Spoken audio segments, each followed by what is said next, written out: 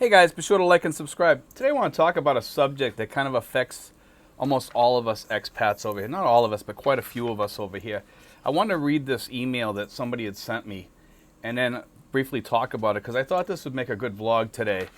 And it's just kind of an interesting take on why a lot of expats get up and leave, and for good reason in many cases. And this guy here is not the only one that's like this. It's quite a few expats. I've received probably over 100 emails on this in the past 6 months, about situations very close to this here, and I myself have gone through it. And then we can address this after. I'll read this first. Hey Steve, sorry to bother you. Long-time subscriber here. Just watched your recent video. Expat adjustment period, and you briefly talked about your relationship with your daughter and just wanted your take on my relationship with my kids. I'm divorced, early 40s, with 2 kids, 14-year-old son, 16-year-old daughter. They live with their mom on the East Coast, and I'm here on the West Coast. I fly them out twice a year for Christmas and summer break. Been flying them out for a while, for 8+ years. Now I know I'm not saying I'm a perfect father. I'm strict with my kids, but my intentions are good and just want them to do well in life. But this summer my son does not want to come, and I feel my daughter does not want to either. I love my kids, but we have a rocky relationship because, like I said, I'm strict on them. What really bothered me the most is that my son said he does not want a relationship with me and that he does not want me to be his dad. As you can understand, this hurts for a dad to hear this from their kids. Much apologies to bother you like this, but I look forward to all your videos and looking forward to retire in the Philippines when I'm in my early 50s. When I finish paying child support, would really appreciate your take on my situation if you don't mind. Thank you, and again, I appreciate your advice. Okay? And, I don't want to sound like Dear Abby here, or anything like that, but this is something that a lot of us expats go through. And I'm not sure why this is happening in the States now, but it seems like a lot of kids, they look at their fathers as almost like they're just not part of the family. They're just a ATM machine, and they're just there to pay the mother child support, and that's it. It just seems to be that way. And I come from a therapeutic mentor background. And once this stuff starts, it seems like it's very hard to back it up. It's, if not impossible in some cases. You could tell your kids you love them all you want, and they won't back it up. And if you're strict with your kids today because you want your kids to be good kids, that's looked down upon by so many people today for whatever reason. You can't be strict with your kids, and it's something that these kids actually need. So I don't want to sound like I'm against people being strict, because sometimes these kids need that, but they look at it as a form of, like, you're being mean to them or whatever. And if you ever, God forbid, you ever react to a kid that does something really nasty to you, and when my child tried to do this to me, I reacted in a bad way. And, I called her a name, and that's what is remembered. But what wasn't remembered was the fact that she wanted to just throw me in the dust heap, basically, and had gone to an attorney to divorce me as her father. And I've always treated her as a good father. And yeah, I was a little bit strict sometimes, and but we had a lot of good times too. We had, many vacations and things like that.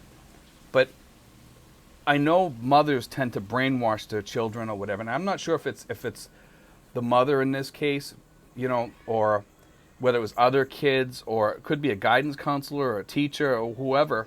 Who knows? You don't know. But it seems like today, in today's world, that children kind of feel like they have to be in charge of their parents. And if they're not in charge, you're not going to be in charge. And they're done with you, And when I worked as a therapeutic mentor, and I worked with families, a lot of the kids thought that the parents were being too strict. And I used to have to talk to the kids and tell them, that's part of being a parent, is being strict because they want what's best for you. But today's generation just can't get that in their head, you know? And anyway, I took my child to a therapist and tried to resolve the issue. And what he told me was this. After talking to her, he said that he didn't think that she was going to let this go until maybe she's in her 40s. You know, that she just had to kind of grow up, and that she was coming from a point of view of a almost like a child, you know. And at the time she was in her teens, and he says that she hadn't grown up enough yet to fully understand and comprehend the family unit and the way the family unit works and what a father is supposed to be. And even when she got older, she actually got worse. You know, like it's like a lot worse. And a lot of these kids today, I'm not sure anybody can fathom why it's happening. I think it's partly society. Part of it, like, is that it's being taught out there in political circles that old white men are no good. They're nasty. And we've all heard that before in political circles and stuff. And, you know, for me, I also had a grandchild, so I was not allowed to see my grandchild either. And the sad part about this whole thing was, when I was living back in the States, I didn't want to live in that. I didn't want to live in that being in a dust heap, you know. I just didn't want to be reminded of that anymore. As a child, I wanted to have my own nuclear family, as they say. You know, I wanted to have my family to be perfect. And all of us go through divorces and stuff. We move on. We try to start the family unit all over again. And sometimes it fails again. And it's just part of the Western culture, I guess. You know, it's not just America. It's also in Canada and Australia, the UK, and all throughout Europe. And all throughout the world, even in the Philippines, for that matter. Except in the Philippines, you can't get a divorce. And anyway, it's something that a lot of expats run into. And I run into so many expats that have gone through this type of thing.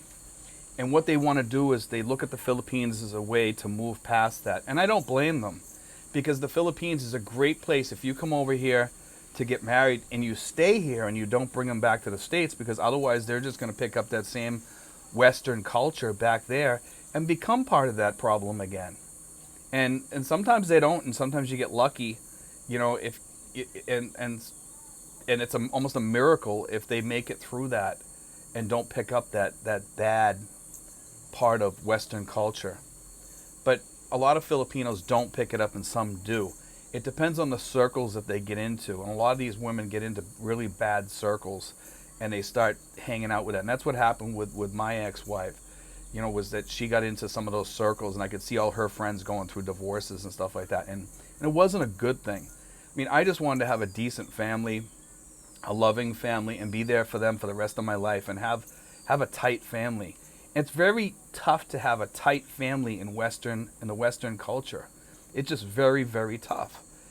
And one of the things I noticed in the Filipino culture was that if you find a good Filipino over here, you can have that. And I don't want to sound like I'm selling the Philippines as a place to jump if you're having family issues and you want to start your life all over again.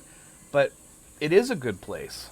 And I fully understand why a lot of expats come here to kickstart their life over again, and to just leave all that garbage in the past, whether it's their fault or whether it's the other person's fault. Fault doesn't matter as long as you leave all that garbage in the States. Okay? Leave it in the States. Don't bring that with you. Don't look back at it. You know? Don't let that stuff haunt you over here. You know? Try to leave it behind. Just let it go. And we've talked about this many, many times. But this here tended to really kind of affected me, because I think people need a chance in the world. You know, they really need and want a chance. A lot of guys out there, they just want to have a regular life just like anybody else does. They want to move on. They want to have a family. They want to know that when they get older, somebody will be there to take care of them and love them. And over here, you can get that. If you find the right person, it's not hard to find the right person over here to do that. And a lot of these guys write to me asking me for advice. And my advice is this, guys. If you find the right person, you'll do fine over here. if you be careful of scammers. You know, I got like a fly flying around here for whatever reason. Anyway, if you find the right person over here, you'll do fine. You'll do great. You know, and if you're looking for family, a lot of these women over here, try to find a single woman, one that's not married. Find a single woman over here, and if they have kids, it's okay. You know, and those kids will adopt you as their dad, but don't ever trash their dad.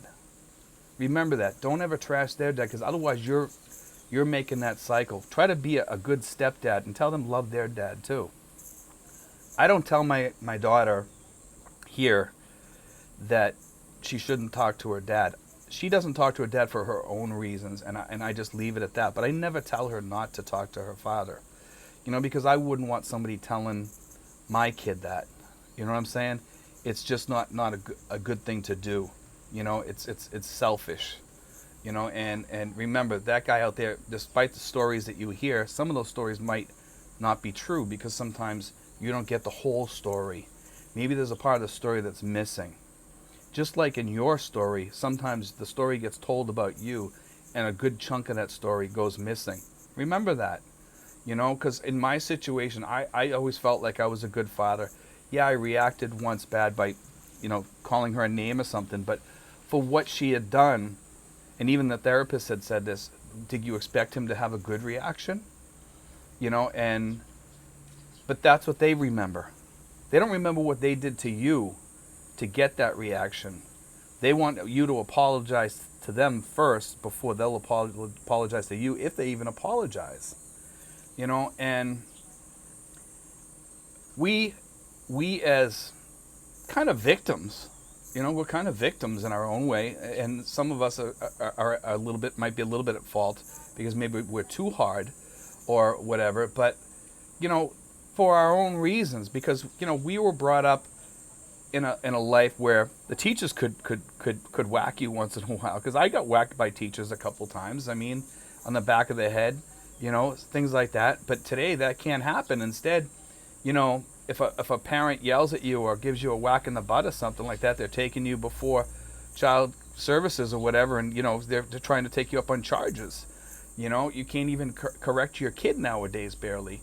And that's what's happening is in the breakdown of the American nuclear family, or the Western nuclear family. Over here in the Philippines, the culture is different. And if you watch their culture, you can learn a lot. Let the mother take care of the kids. Don't you try to step in, you know, and that's the best way to do it. Just love your kids over here, and you'll be fine, you know, because the mother will do the correcting. A lot of mothers over here are very hard. Some of them are very lenient. And you might have to step in a little bit over here. But I will say this. The Philippines is a great place to restart your life. And for me, it worked. And for many others, it will work too. You know, but be aware. Leave your trash home. You know, please leave your trash home, because if you bring that over here, you're taking all that Western crap over here, and it won't work over here either. So remember that. This is the last boat to leave the dock, guys. This is your last chance to have a family, if that's what you're looking for over here. And many of you guys are looking for that, because I can see it in your letters. You're looking for a place to start your life. That's why a lot of guys come over here and they're looking for a good Filipino, good Filipino to kickstart their life. And some of them want to have families, some of them want to have kids, and they're older. Or maybe some guys are in their 40s or 50s. And, you know, that's up to them whether they want to start a family or not. But please take into consideration his financial responsibilities along with that too. And make sure you have the wherewithal to keep up with those financial responsibilities till the day you die.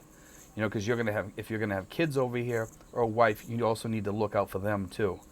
And be responsible, guys, you know.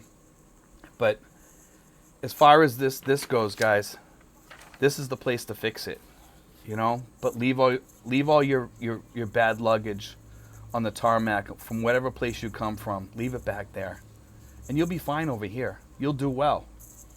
In fact, a lot of us guys, we have a lot of love to give, you know, and And I know that from seeing some of these guys. Some of these guys have almost been like emotionally beaten. And you can see it in some of their faces and from talking to them when they talk about these situations. They've almost been emotionally beaten. And I myself have, but I try not to let people get to me. You got to move past that crap, guys. You got to move past it. And the Philippines was my chance to move past that. I didn't want to live in that. And it was one of the reasons why I got out of Massachusetts and got up and left and said goodbye. And if there's one thing I can tell you guys from my experience is that don't let that stuff haunt you. Don't let it haunt you. But anyway, guys, I want to speak to that. I thought it was kind of an interesting email here to talk about, and I knew that you guys could probably learn something from that. And I've gotten by it. I've moved on, and you can too. And you'll get there. You'll get there, guys. And some of you guys, let me recommend this, is that before I left, I went to see a therapist, guys. And it's not something bad to say that you went to see a therapist. To just talk it out and get it out of your system before you come here. It's good to get that out of your system. If your insurance picks that up, I highly recommend, guys, you go in, speak to a therapist. It doesn't make you weak to go talk to a therapist, guys. It's okay to talk to a therapist. And if you're going through something like this, get rid of it before you come here. It's the best thing that you guys can do. Even if it's just a few months sitting with a therapist or whatever, or several years. Get over it. Because you're going to have to. A lot of therapists will try to talk you into trying to fix that problem. And that's okay too. But if it doesn't get fixed, then be ready to move on. Because you're the one who has to be your own therapist ultimately. If I was thinking the other day that most therapists, if you notice, they'll just talk to you because they want you to be your own therapist. They're trying to teach you to be your own therapist and learn to fix things yourself. And that's a good thing, guys. A lot of guys come out of a therapist's office and they say, well, I went there for advice and she didn't tell me nothing. I just sat there and talked and talked and talked. It's because she's trying to get you to figure out your issues. When I worked as a therapeutic mentor, I helped a lot of families. And I used to give some advice, but most of the time I would try to get them to think. And most of the time it worked. And sometimes it doesn't work, but people have to learn to be their own best therapist, to be able to work with themselves and fix their own issues. And when you learn to live like that and if you learn to live learn to get past your issues, then you'll do fine. You have to work yourself through your own problems most of the time. But a therapist really comes in handy to unload and let all that off. But anyway, guys, I just want to put that out there. God bless, guys, and I hope that helped, guys. I thought it was an interesting subject to talk about because I've received so many of these emails all the time, and I just thought it might help you guys. But God bless, guys. Take care.